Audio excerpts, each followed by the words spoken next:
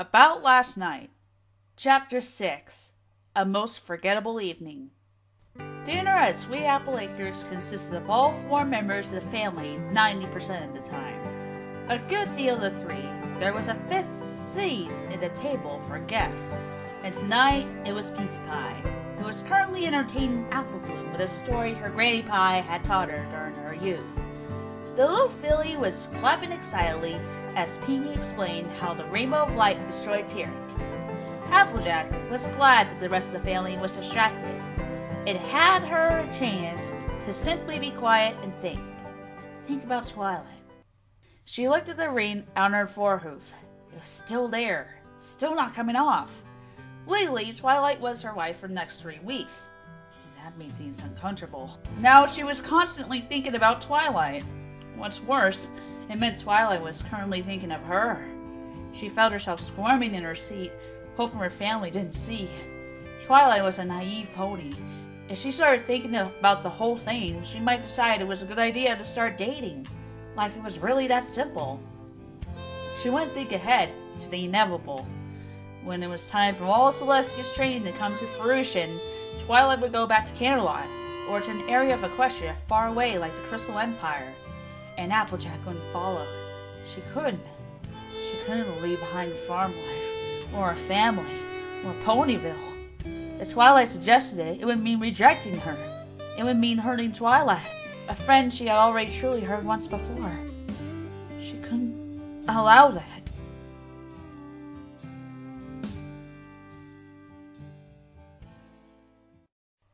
Applejack?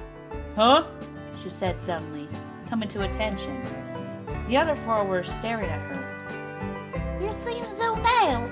Apple Bloom said. Yeah. It's been a long day.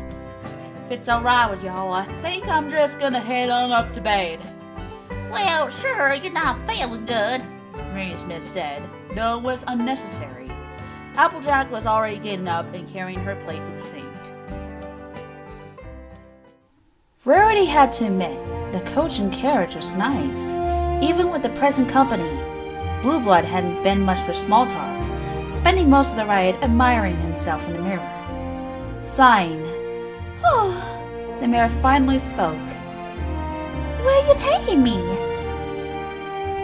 A nice fancy restaurant. Good moonlight view on the balcony. Auntie Luna just put up a new constellation, and I'd like to see it. Oh? You enjoy her work? Of course. She is family. There was silence for a moment. Well, technically, there is no blood, but since Auntie Tia did help raise me, I consider her so. Rarity actually raised an eyebrow. Yes, I've heard of that. Every pony knows you as the princess's nephew, but... My parents. He said that not in a loving tone. In fact, it was more akin to the way Celestia talked about Discord. Never mind. I don't know you well enough to even get into that. Rarity nodded, feeling somewhat surprised at getting a reaction out of Blueblood that didn't involve him sounding unjustifiably proud of himself. Slowly, she returned her gaze to the window. However, Blueblood still wanted to talk. You say you know Twilight.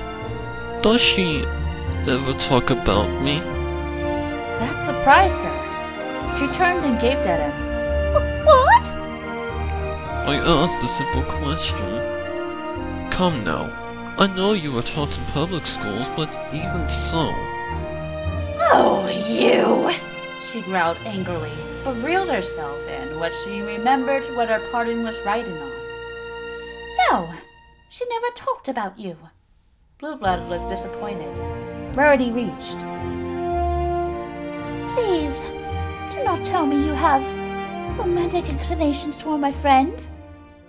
What? No. He said, looking out of his window regretfully. I was merely asking because we grew up together in the palace. We didn't see each other often. Mind, even when we were young, she always wanted to read or study over spending time with any pony. That sounds like her, she admitted. She hardly thinks about her life before Ponyville unless we directly ask her. We didn't even know she had a brother until a week before his wedding. He nodded. We still spent some time together. Auntie Tia always took us both out to places. The three of us, and that dragon of hers. Never got off her back if you could help it. Spike was clingy? Rarity asked, intrigued. Very much so. I believe Twilight told me once that baby dragons in the wild don't leave their mother's sides. The poor thing thought Twilight was his mother. Rarity chuckled. Oh, that's just adorable, she cooed. Then she sighed. Oh, poor thing. Does he still chase after Mass? Rarity jumped a bit at this. Well, he has a crush on me. Just a little puppy love. Are you saying I'm not the first? He laughed, and that laugh that made Rarity want to hit him. Oh, far from it. He came to me wanting dating advice. He was trying to impress his falsetto moon dancer. Rarity's eye twitched. What did you tell him? Blueblood blinked curiously. I just told him to wait a while to see if his crush would last. I'm not going to make him think he had an actual chance with her. It was just one of those full-moon crushes everybody gets. Rarity calmed. Well, yes. I'd been hoping this little crush of me would end soon. I must say, you seem to like Spike. Twilight said the nobles were not fond of him. Blueblood tapped the window of the carriage a moment. I was a bit skeptical when I heard there would be a dragon living in the palace, but Antia approved of it, and I trust her judgment. I see, Rarity said, a bit stunned. Besides, Spike seems like an alright fellow. He could behave himself well enough anyway, and I did enjoy the get-togethers the three of us had with Auntie. Ah, we're here. The carriage indeed rolled to a halt at that moment. The side door opened, and Blueblood stepped out. Then he offered his hoof. Let's let the evening commence. No. Fluttershy whimpered as it came ever closer. Please, no.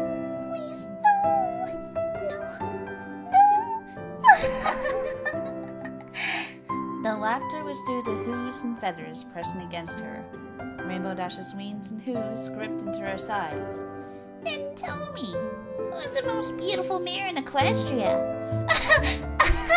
You are! Ron! Rainbow Dash answered, tickling her partner faster. I don't understand. What's the answer? I think you can figure it out. She smirked, blowing a raspberry in her tummy. Lifting up and sighing the long wail that came out, she continued. Come on, I'll give you a hint. She lives in Ponyville. Noodle laughed. She spoke. Me? And the tickling stopped. By Celestia's good graces, you are. She kissed her again. Fluttershy kissed back. Rainbow Dash rolled over and pulled the covers over on both of them. Today has been a good day, she said contentedly. Fluttershy giggled happily, snuggling up to her lover. I can't believe you just spent the whole day inside. Don't get used to it, Rainbow Dash mumbled. I need to get back to work tomorrow and practice, she smirked. Teasing Applejack and Twilight.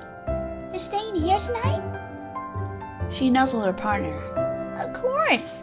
In fact, I think I'd like to stay tomorrow too. Fluttershy blushed. You don't think we're moving too fast? Not really. We're just cuddling. Are you uncomfortable? No, I like having you around. The cyan Pegasus kissed her cheek. And I like being here. I'll drop Tank off here tomorrow morning before I go to work. Then, when I get off, we'll go out and do our first real date. Sound good? She blushed. Yes. It sounds very good. Dinner started up peacefully. When Rarity was offered a wine list, she first made sure she was allowed to drink on this day. When Blueblood nodded yes, she ordered the strongest they had, needing it after the day she had experienced. Don't drink too much. Blueblood hissed. Loose lips and all that. Rarity still gulped down a quarter of her glass. I'm sorry, but being drafted into such a... Blueblood held up her hoof angrily. Don't talk about it in public, he whispered harshly. And what are we supposed to talk about? Anything. Blueblood said, as if it were the most obvious answer in the world. As long as it's not about the mission or my family. Rarity stayed silent a moment. How well did you know Twilight? Quite well, he said. Our excursions with Aunt Tia were about once a month. We were a kind of family for a while. Rarity tilted her head in surprise. For once, the arrogance was out of Blueblood's voice. He seemed genuinely lost, remembering a better time. Where were these excursions? Various places. Everywhere from wonderboard derbies to operas to even local carnivals when she traveled. I must admit, there was a certain charm to commoner entertainment. Rarity scowled. Oh, do smile. We're supposed to be dating. Slowly, the most unconvincing smile crossed her features. So, you spent a good deal of time with Twilight? Blueblood smiled. Of course. You know, I was her first kiss. It took a great deal of restraint for Rarity not to blurt out a loud exclamation to that. Seeing her shock, Blueblood smiled and told the story. We were 16 then. Twilight was never really interested in dating, but one day she knocked on my bedroom door and asked me for some help. She was fighting her orientation, as it were, so she asked for a kiss to see if she enjoyed it. Rarity's hoof hit her head. Her first kiss, and she treated it like a science experiment? That's Twilight, isn't it? Despite herself, Rarity couldn't help but grin. I suppose so. So, did she enjoy the kiss? She did, but... He paused, wondering if he should continue. Finally, he threw caution to the wind. She enjoyed kissing Moondancer just as much. Rarity's eyes widened. Really? I never would have guessed. So, what happened after that? I suggested we try dating, but Twilight was not interested. She just wanted to know her preference, and once that was done, it was back to books. Moondancer and I dated a bit, but nothing really came of it. Rarity sighed. Oh, that mare. What am I going to do with her? So, how about you? She blinked. Pardon? I just told you Twilight's orientation. Forgive me, but I believe we passed the normal taboo. Rarity blushed a bit, but to her own surprise, she wasn't angry. She answered, I was always into stallions. And I was always into mares. He replied, out of obligation. Rarity didn't answer, going deep into thought. Twilight is attracted to mares. I wonder if she could have a crush on any of us. You mean any of the other bears? Rarity nodded. I truly hope it doesn't come to that. Romance is a good way to make a friendship awkward. He nodded understandingly. To be honest, I'm amazed that she's made friends. From what I hear, she's happier than she's ever been. I must know. How did you do it? She shrugged sheepishly. I suppose after you face a terrible villain together, it has a way of bonding you. He smiled. Tell me about your friends. Maybe Twilight would like one of them. Dear Princess Celestia, I'm so so sorry about this. I might have brought shame upon you in my recent actions. As of last night, I have put myself in a bind, and I need your help. You see, last night, Applejack and I had a little too much cider. We somehow ended up in Las Pegasus, and some pony there married us. We were clearly intoxicated, yet the mayor running the ceremony let it happen. As an addendum to that, the rings we were given cannot be removed, and it seemed that some pony bribed the mayor into keeping us together. This is a disturbing development, one I have been looking into. I have made a list of possible suspects, but no pony seems very likely. Still, I plan to look into what I have. I'm asking for your help, Princess. I attached my list of suspects, as well as the wedding video, and I'm asking you to send any information you have that could help me. Your faithful student, Twilight Sparkle. Princess Celestia looked over at the letter in disbelief. Her eyes shifted to the tape. Slowly, she lifted it with her magic, inserted it into her VCR, and hit play. Several minutes later, the tape ended.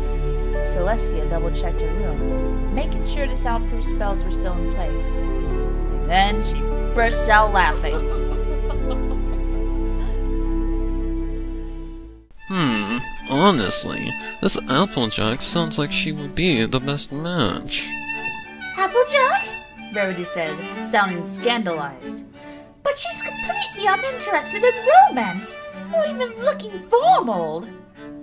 Well then, the two of them would have something in common. He grinned. She hated herself for thinking that was funny.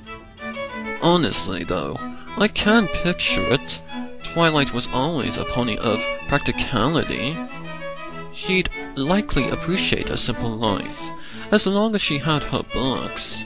She did move to your backwater town, after all. Rarity was beginning to get deadened to the insults. Yes, well, that's assuming Twilight's planning to stay there her whole life. Likely not. Blueblood muttered as he cut into his entree. Auntie will likely stick her somewhere in the higher government. He took a bite, thinking as he chewed. I'm surprised you do business there. I'll have you know I manage to get commissions from all over Equestria, she said sternly, trying to keep her temper. She sighed. Why do you not like the lower classes so much? Blueblood arched an eyebrow. I have nothing against the lower class. Rarity snapped. And why treat me the way you did? Because you were trying to bag yourself a trophy husband and live off of my wealth. He said sharply. Face it, you didn't know anything about me before this dinner. You just wanted some pony to sweep you off your hooves and carry you into the sunset, now didn't you? Rarity gritted her teeth at the truth of that, but still found herself acting ornery. Then why don't you say, no thank you? Why torment me like that? Okay, that I did because it was fun. Rarity glared at him, then finished off her wine glass. Twilight was feeling good. It took hours of research, but she had finally found a counterspell that would get the reins off. Now all she had to do was wait until Applejack was back in the morning to cast it. Her research into her suspects, as unlikely as they were, had yielded results as well.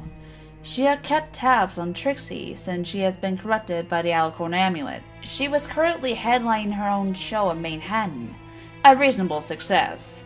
After finding out that Flim and Flam had attempted to cheat Rarity's friend out of their land, she had kept tabs on them as well. They traveled a bit, though last she heard they were in Candelot. A quick trip. Discord was currently on this mission, though it would have been child's play for him to have teleported here to play his games. Gilda was likely still in Griffin territory. She could get an exact address from Rainbow Dash. Hopefully. She'd have to make travel plans to them tomorrow. She needed to question every pony. That only left the changelings. No pony had seen them since the wedding. It wasn't likely them motive-wise, but they had the resources. And a wedding was tied to love. Maybe they did have something to do with it. Her thoughts also drifted back to Applejack.